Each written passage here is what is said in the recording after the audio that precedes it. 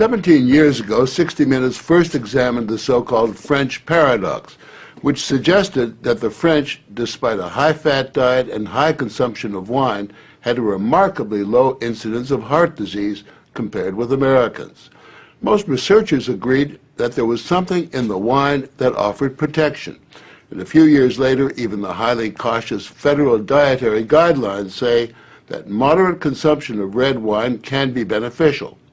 Now, scientists across the country have identified a substance in red wine called resveratrol that they believe might do more than just protect the heart, but could, in very high concentrations, significantly extend life by preventing a number of age-related illnesses.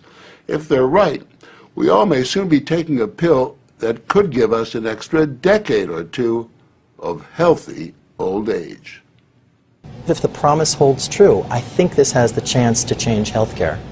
Dr. Christoph Westphal says we all may soon be taking a drug that just might beat the clock, a simple pill that could delay the inevitable.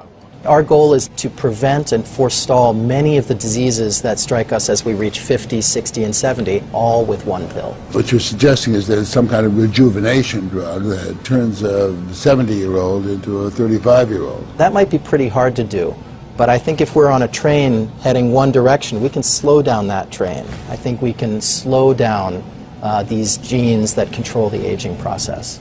That quest to put death on hold began in 2003 when Westphal met David Sinclair, a biochemist at Harvard, who was studying the genetic components of aging.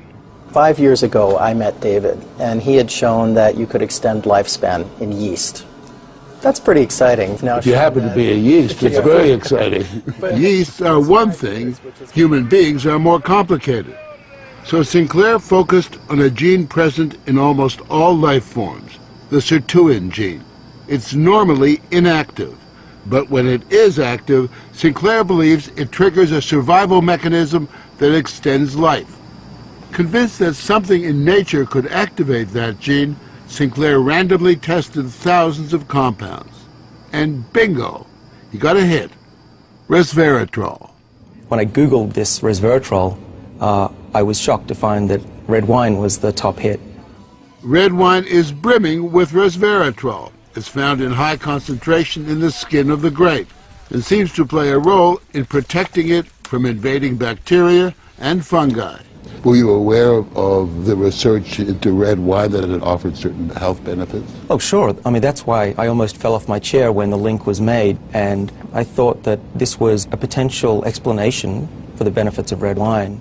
Convinced they were on the verge of a major scientific breakthrough, Sinclair and Westphal launched Certris, a Cambridge, Massachusetts research company.